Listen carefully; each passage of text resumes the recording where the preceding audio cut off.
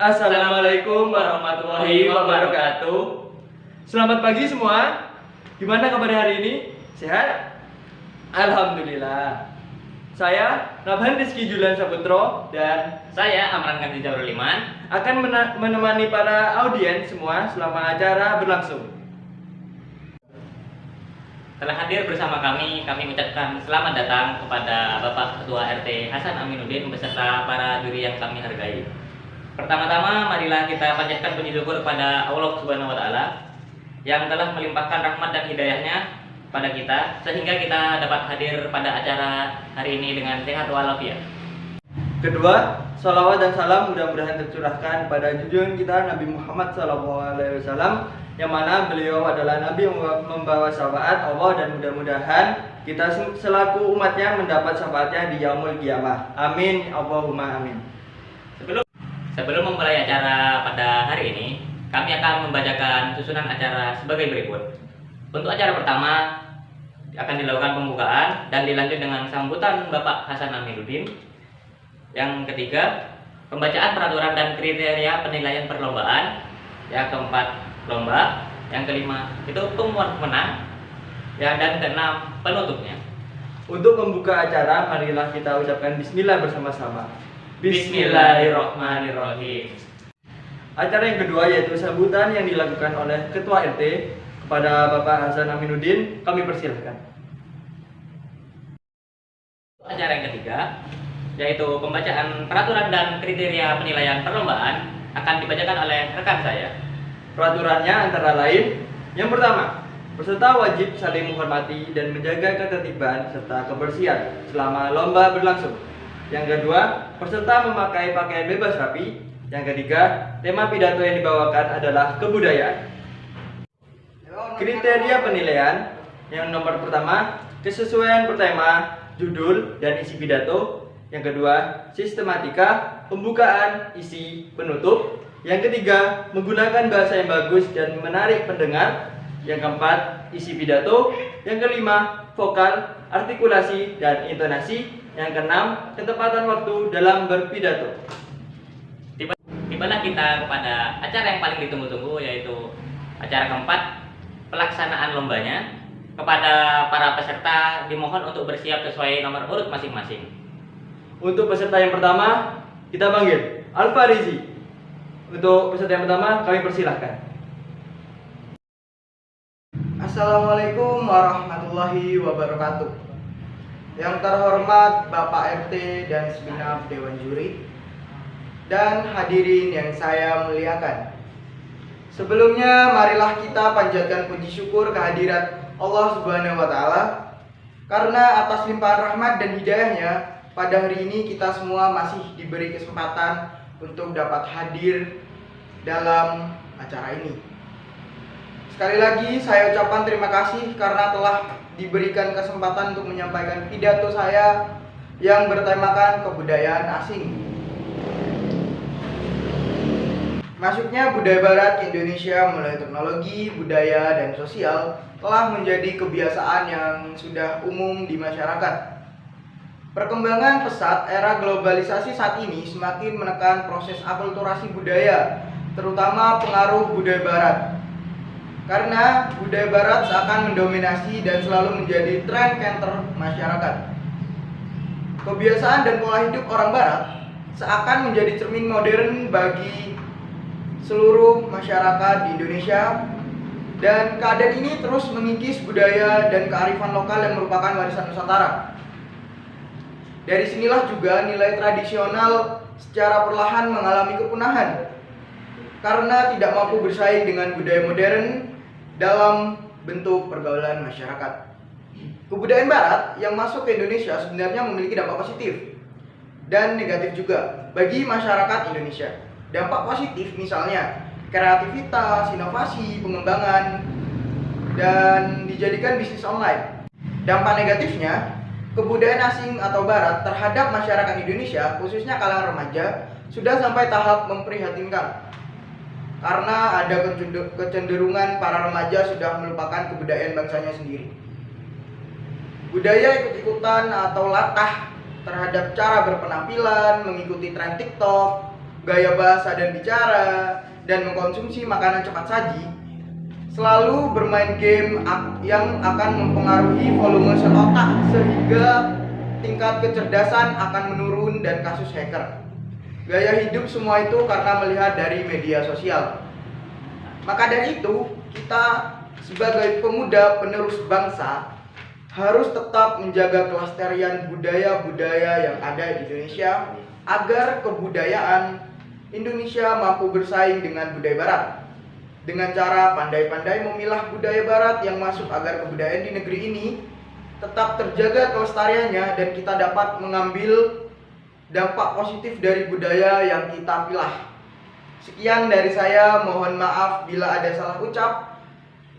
Dan atas perhatiannya saya mengucapkan terima kasih yang sebesar-besarnya. Akhir kata saya mengucapkan wassalamualaikum warahmatullahi wabarakatuh.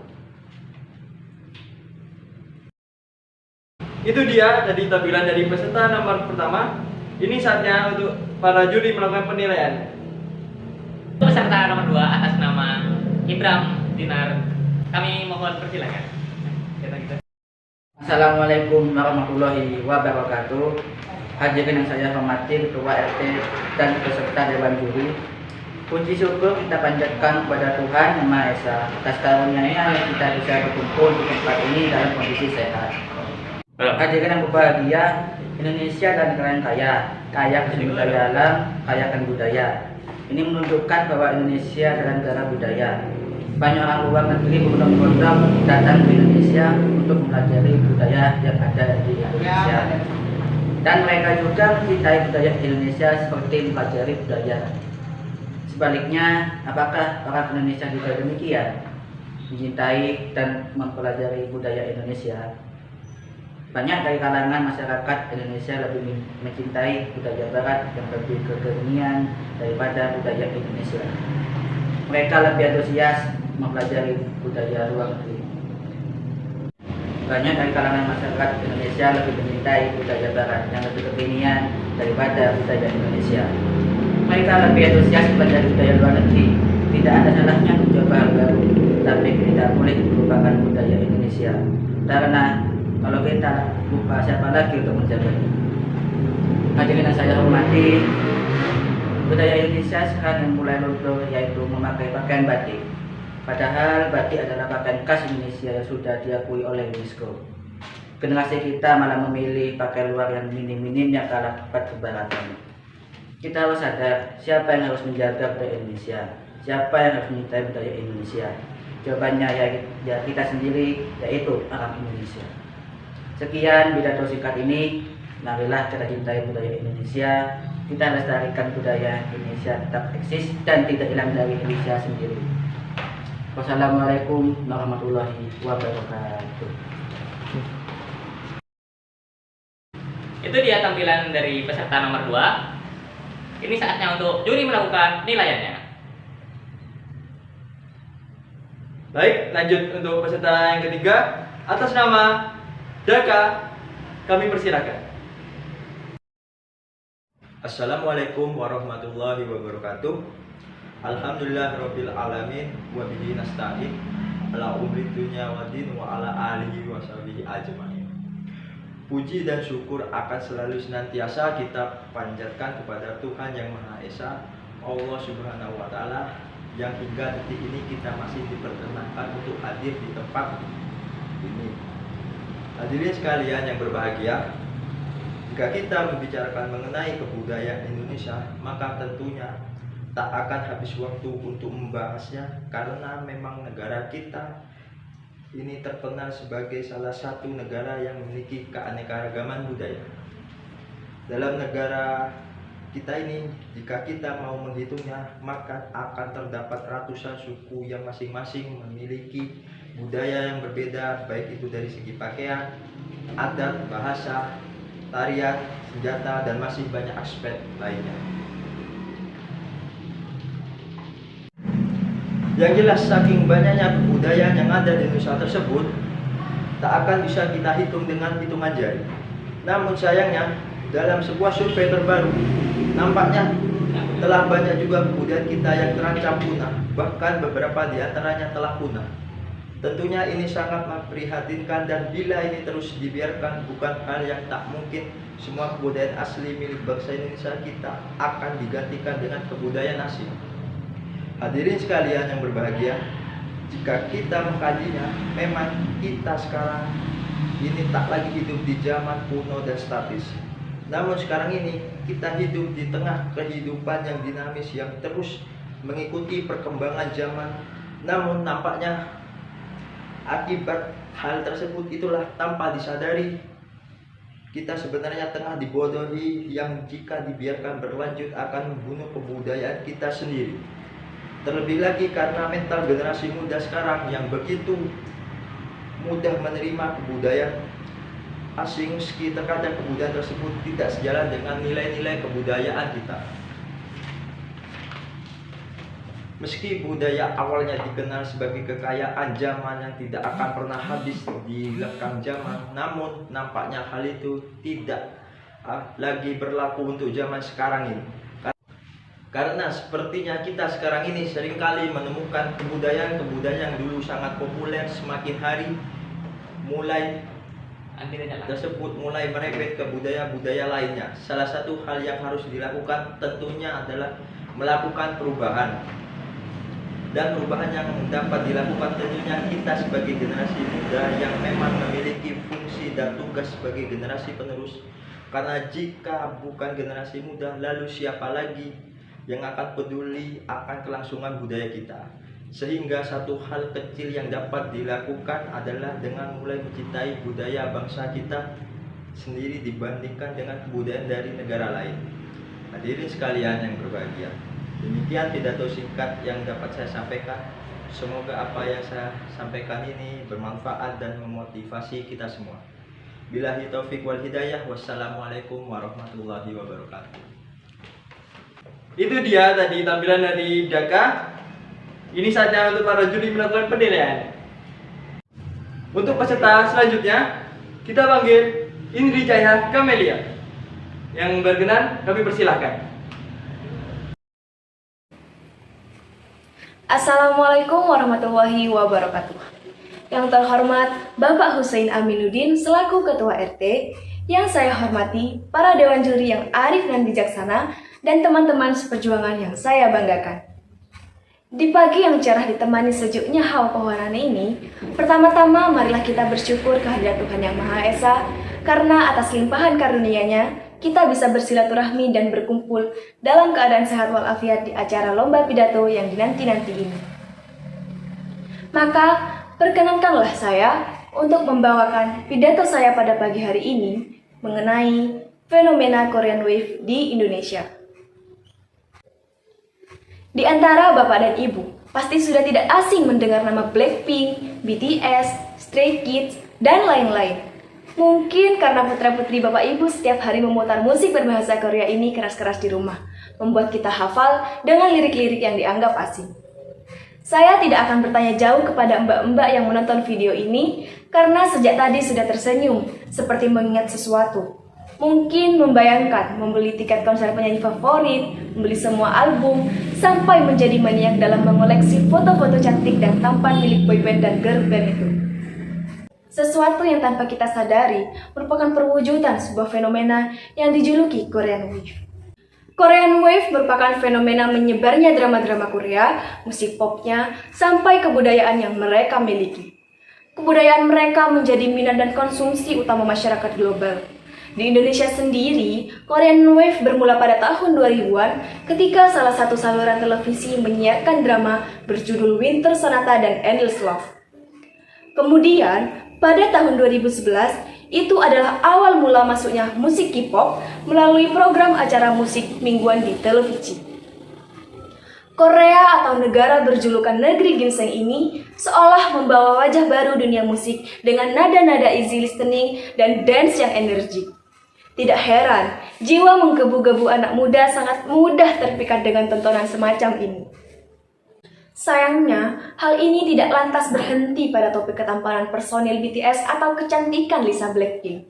Melainkan sisi lain seperti bagaimana ricuhnya ketika McD berkolaborasi dengan BTS pada tahun 2021 silam. Berbondong-bondong anak muda memesan makanan itu hanya karena obsesi atau keinginan untuk eksis di media sosial semata. Ditinjau dari sisi lain, kosmetik brand dari Korea sangat laris manis di pasaran Indonesia. Misalnya Innisfree, Sambaimi, dan lain-lain yang laku keras. Apalagi semenjak munculnya istilah racun TikTok. Begitu mudahnya anak muda menggemari produk Korea. Sementara itu, lihatlah juga gaya pakaian mereka yang selalu identik dengan Korean style. Gaya busana Korea dianggap kiblat dunia fashion anak muda zaman sekarang. Lalu, apakah akan menurunkan nilai jual kebudayaan Indonesia? Jelas sangat mungkin. Ketika anak-anak mudanya sibuk menggemari budaya Korea dan mendewakan semua produk Korea, masihkah tersisa peminat karya anak bangsa?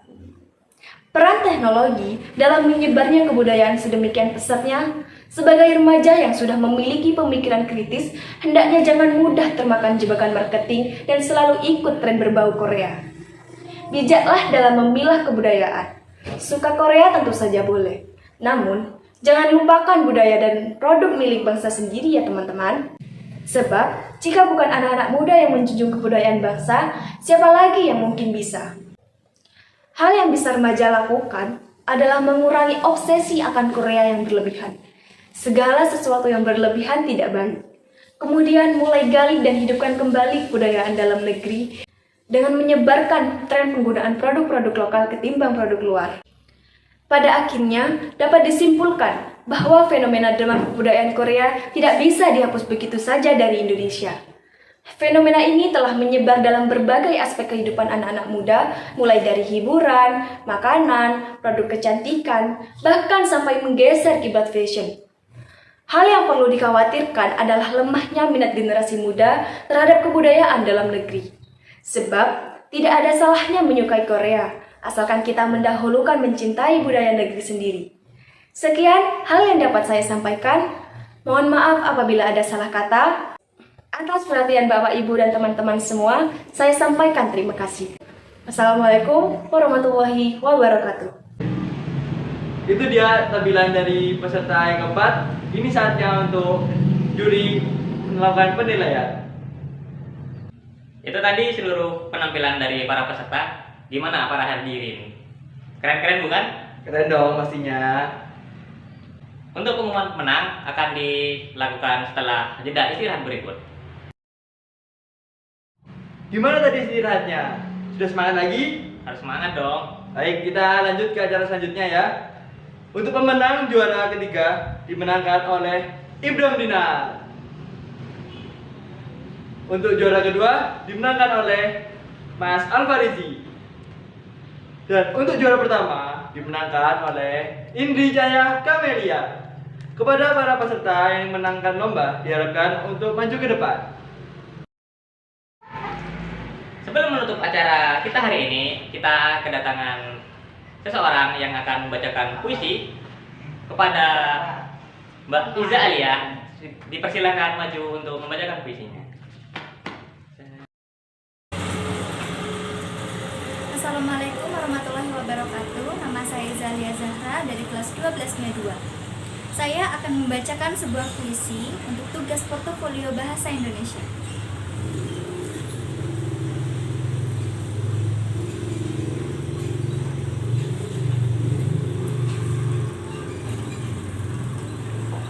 Indonesiaku, lihatlah betapa menawannya engkau dalam buayan Ibu Pertiwi.